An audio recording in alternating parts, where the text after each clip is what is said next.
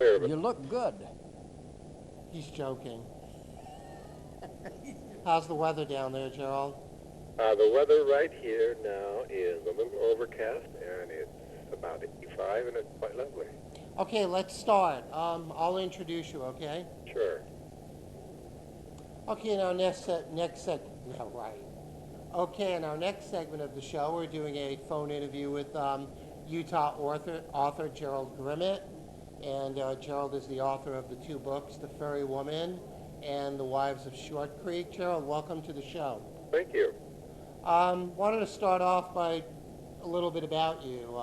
You want to tell us something about you? Well, I'm an Idaho native who left home very early and joined the Navy and saw most of the world, most of the watery world, and returned and saw a little bit of Vietnam and returned and got my degree in and out, bounced in and out of college like a yo-yo. In '69, I bounced out of college and went to be a poet in San Francisco and starved. And because I had the GI Bill, I went back and finished a degree in mission history. And then I bounced back to San Francisco again. And since then, I've been just about all around the world, I guess. Now, your books, you've been writing a long time, and your first novel was The Fairy Woman, a first published novel? First published novel was The Fairy Woman. I had I actually wrote my first novel on a communications typewriter on a ship with all capital letters. That manuscript is long lost. And the second novel I did was called Poet, and it was picked up by an agent way back in the 60s, and that manuscript has since disappeared. And since then I've done about, 15 novels. And The Fairy Woman is the first published novel. Wives of Short Creek the second. And we have a screenplay ready now for The Fairy Woman that we're beginning to market. Yeah, before we get into the screenplay, why don't you tell us a little bit about what the incentive was for writing The Fairy Woman? I believe the book was about something our audience might not be too familiar with, the Meadows massacre. Yes, I was raised in the 19th century, it seems like, in Bear Lake, Idaho, where even though it was the 1950s, the attitude of the Mormon Church and the mannerisms and the codes of conduct were all 19th century. And it was quite a shock to go out into the wide world. But in any case, I left the Mormon Church, the LDS Church, headquartered in Salt Lake City, when I was very young, because there was nothing in this theology that I could swallow. Even at that time, in my late teens, I had never heard of the Mountain Meadows Massacre. It's a secret that the church has tried to bury so deeply and covered up so well that, of course, young people never even told about it. I moved to Utah about 10 years ago, quite by accident, and I live and work as a volunteer campground host. And I went through just about every book in the little Washington County Library here and ran across the diaries of John D. Lee,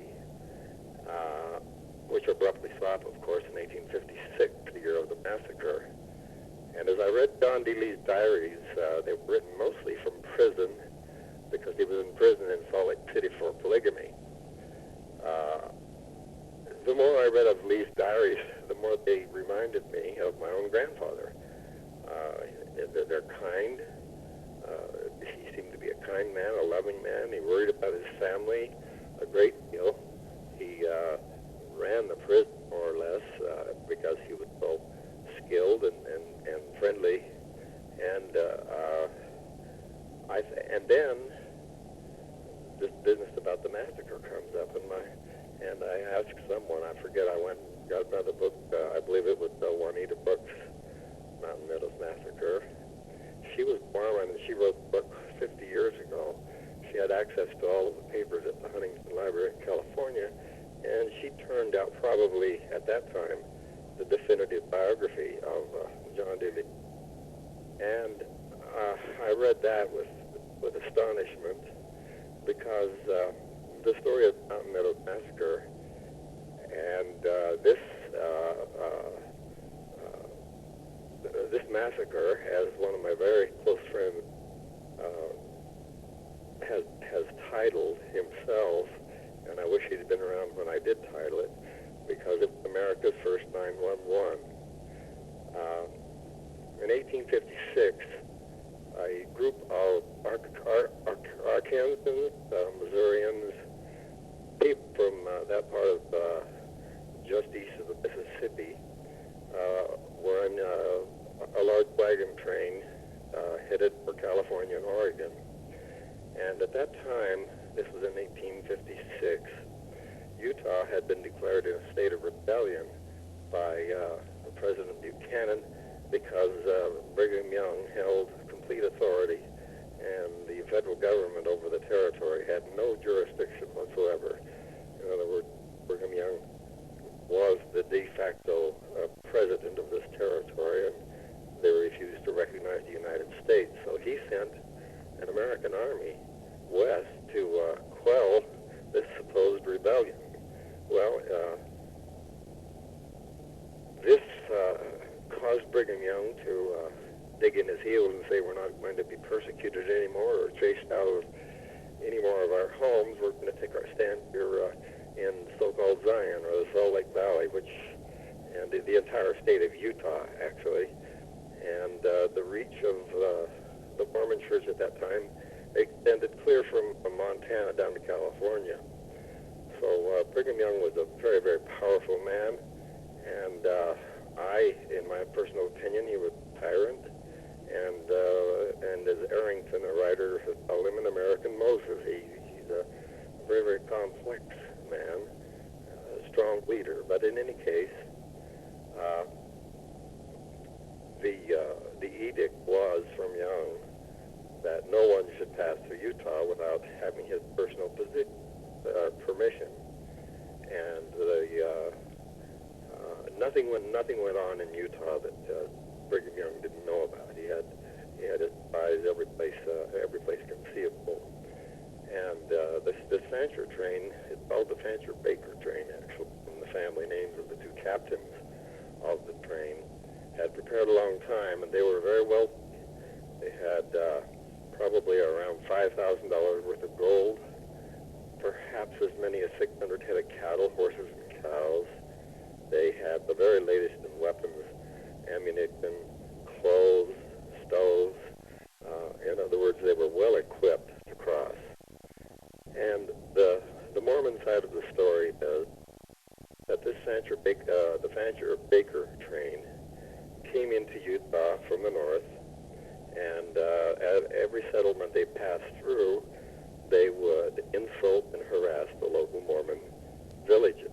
They would trample their crops, insult their women, and just generally show their dislike and their loathing for Mormons, which in hindsight doesn't make much sense if you don't want to make enemies, if you're just trying to get through Utah and out of Utah, actually.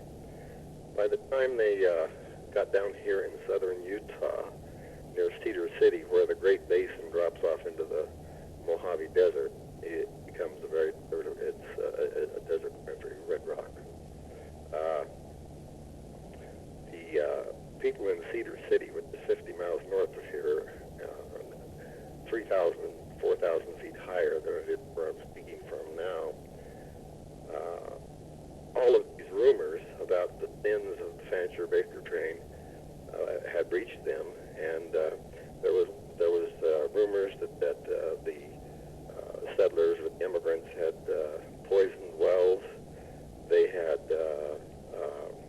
raped women, and by the time they got to Cedar City, the people in Cedar City were very, very upset when they learned that the Fancher-Baker train was approaching. And so they met. There was a quasi militia called the Mormon Militia from the old Nauvoo Legion, and there was a military structure there, all Mormon men of age.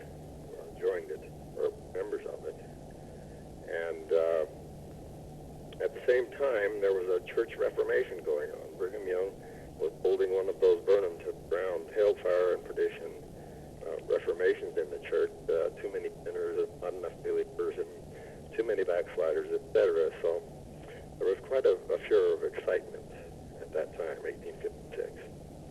He sent his first apostle, George A. Smith, the founder of the town of St. George, near where I live. He sent him south on a speaking tour.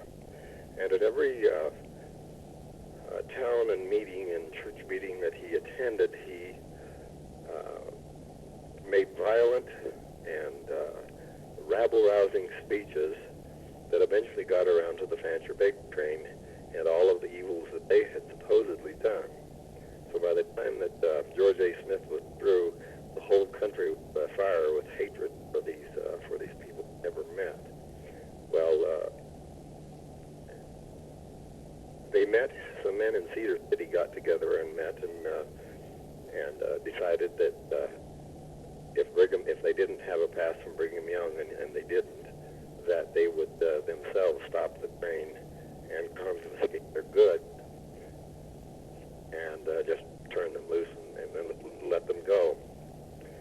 And after a 3-night discussion between all of the Mormon males in Cedar City, Colonel Dame, who lived north of Cedar City, was the colonel of militia, had spoke several times, and he laid the motion on the table that they were going to attack this train and blame it on the Indians, because the Indians, the local Paiute tribes, the Shivwits, the Utes, were very poor, very poorly armed, and you can starve to death in this desert very, very easily. And so they sent out, Mormons had kept friendly relations with the Indians for obvious reasons, and they sent out riders to whip up the tribes, and about 400 Native Americans at a place called the Mountain Meadows, which is right in the the southwestern part of Utah, went to the Mountain Meadows, which was a traditional stopping place, high grass in a little valley with a small stream, and there they attacked the Fancher train. And very poorly armed, but there were 400 versus maybe 70 of the men in the wagon train. Now, these people were all massacred, the Fanchers? Pardon me? These people were all massacred by, the Fanchers were all killed? That is what the church would like you to believe. Actually, the first Indian attack was repulsed very easily. They circled the wagons. They were fine marksmen, fine fighters. They killed quite a number of Indians. And so John D. Lee was riding back to Cedar City, and he was stopped by some riders who had heard the news about the Indian attack. And they told Lee to turn around because he was familiar with the Indians, and to tell and to persuade the Indians not to attack until the white men arrived to ensure success of the attack on this train. For 3 days, Lee was there alone with these 400 Indians, begging them not to attack, trying to stave off a massacre. And in the process, the Indians became less and less respectful of him and more scornful of him. And by the time the 50 other white men from Cedar City who were armed to the teeth arrived, Lee was just about at the end of his rope, ready to give up. The Indians had been attacked again and were repulsed. So that night, it was the first time that Lee learned that there had been a unanimous vote that no one should live after this attack on the train. No witnesses, and it would be blamed on the Indians for time and all eternity, and therefore the Mormon Church could in no way be held responsible, or any of the white people held responsible for the massacre. Well, Lee objected to this strongly the night before the attack. He said that, we should escort them back to Cedar City to safety. But there was one thing that set Lee off and made him a reluctant but partially willing witness. And because he is one of all of the Mormons at that time, who had sworn a blood oath to avenge the blood of the prophet Joseph Smith, who was killed back in Carthage, Illinois, in 1844.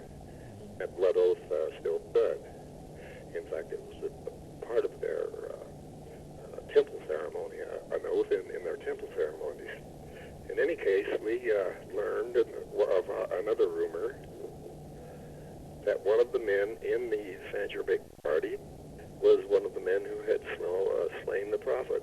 And he even had the pistol, and that he had bragged about, as he went through the settlements, he had ridden through the settlements and bragged, "This is the pistol that killed your precious prophet." And when Lee heard this, his attitude changed, and he thought that, well, we'll just go after the guilty people and leave the innocent alone. But he was drawn aside by his church superiors and his military superiors, and they threatened him and blackmailed him and cajoled him, pleaded with him, and finally persuaded him to perform the act that they wanted him, which was an act of the utmost treachery, Lee's real death.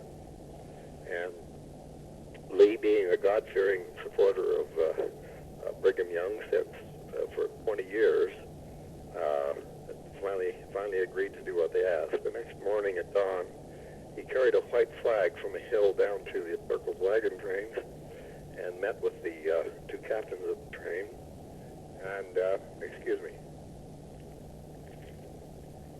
and told them that if they would disarm themselves and line their wagons up, dismount from their wagons, put the small children and the wounded into the wagons, they would walk them back to Cedar City, except the wagons that carried the wounded. And they lined the women and children, women and walking children went first. And the order was that any child who was of age who would remember the massacre was to be slain, as well as the mother, the father, and anyone else. So they had about 127 people strung out in a long file with Mormons on either side of them. And at a certain signal, the Mormons, who were very close by escorting them, suddenly turned their weapons on them and shot most of the people through the head, shot babes and mothers with one shot through the breast and through the baby, and they killed them right down to the last, I think there were maybe 14 small children that were left alive, and the entire mountain meadow just littered with the bodies of people slain by the Mormons. The Indians were not very good. They were supposed to help in the attack, but they had very little to do.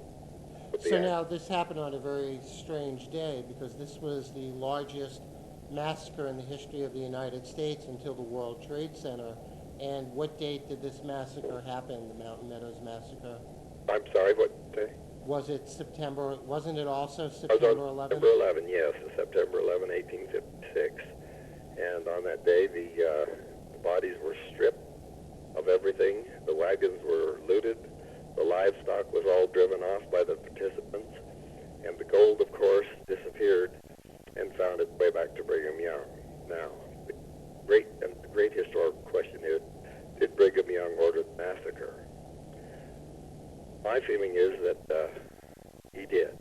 When he sent George Smith south to preach the gospel and to stir up the settlements, he knew perfectly well what would happen, although it's been denied for 150 years. The Army, the United States Army, and most of the nation was utterly shocked by this. And Brigham Young was able for 20 years to cover this up and keep the blame on the Indians.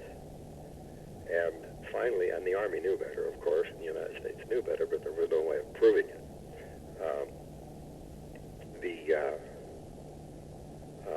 The participants gradually, they swore an oath of secrecy, of course, all of these people. And that a secret like that could not be kept, of course.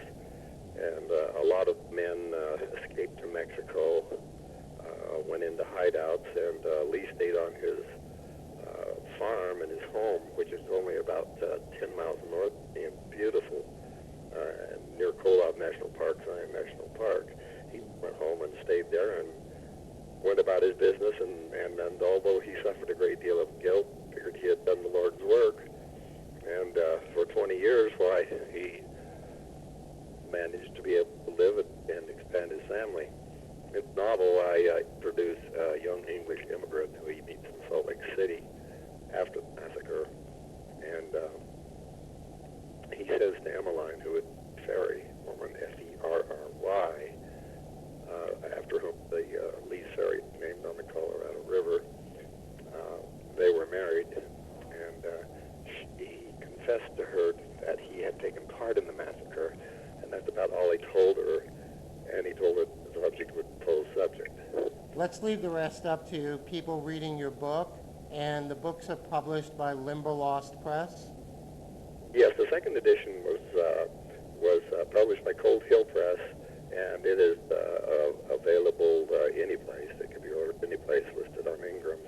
Well, we're going to put up your webpage, the books, and your... The webpage is www.geraldgrimmett.com.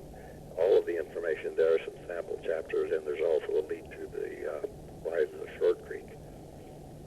Well, we're also going to have you send a short audio tape and do a short reading. Do you have any books coming out in the future? Yes, I'm working on well, actually, I've just finished with the screenplay, and I'm starting another book, but again, a contemporary Mormon setting. I don't know how I got to be a Mormon writer, actually, because I never gave the church a second thought for 30 years until I moved to Utah and became surrounded by the culture. And it's quite a chilling culture if you're not a member of the church, although the people seem to be friendly enough. If you step across certain lines, you could be in serious trouble. Gerald, we'll have to have you back on our show again, and I'd like to thank you for giving us a little bit of background. The books are by Gerald Grimmett. The titles are The Ferry Woman, which was the first and is in reprint on the Cold Hill Press, and the second book is The Wives of Short Creek. Both can be found on the web, Amazon, and many other places, as well as bookstores around the United States. Gerald, thank you very much, and we look forward to having you back on the show. Well, thank you, Don. Okay, Gerald, I'm going to call you tonight, and we'll go over some stuff, all right? Okay. Talk to you later. Thank you. Bye.